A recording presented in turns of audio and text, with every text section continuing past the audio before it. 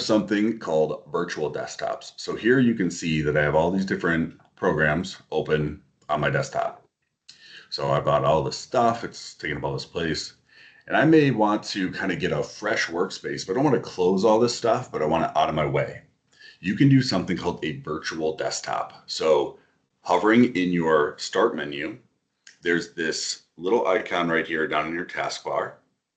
And you have desktop one, is what it's called by default. And you can hit new desktop. And now this gives you desktop two. So if you are working on a project, you might want to come here and open up this. And I'm going to just put in my project. Maybe I'm working on this Microsoft Apps project. So I'm working on this and I have all these files open in Excel and I've got Word open with a few things and got my Mark 8 project campaign.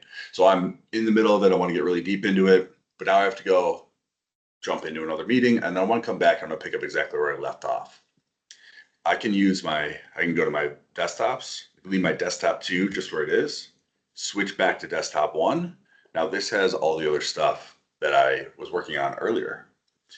So this is a great thing if you want to have like one desktop set aside for like a deep project, like really getting into your work, and then another desktop set aside for like your daily communication stuff.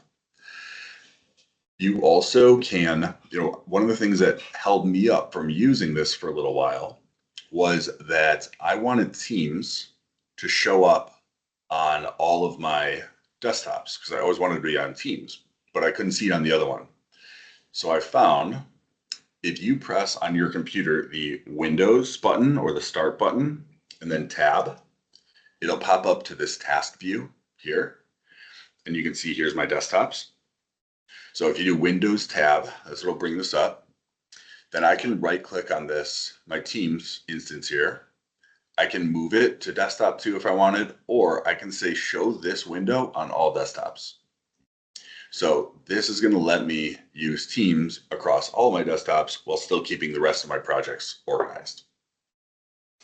So I use this every week when I need to enter my time because I have to open up like 40 browser tabs and a couple other things. So I'll make a fresh desktop. I go over here, I start entering my time, and then I usually get interrupted.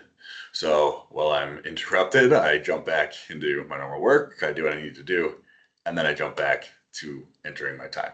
So it's a good way to organize kind of different things that you're working on.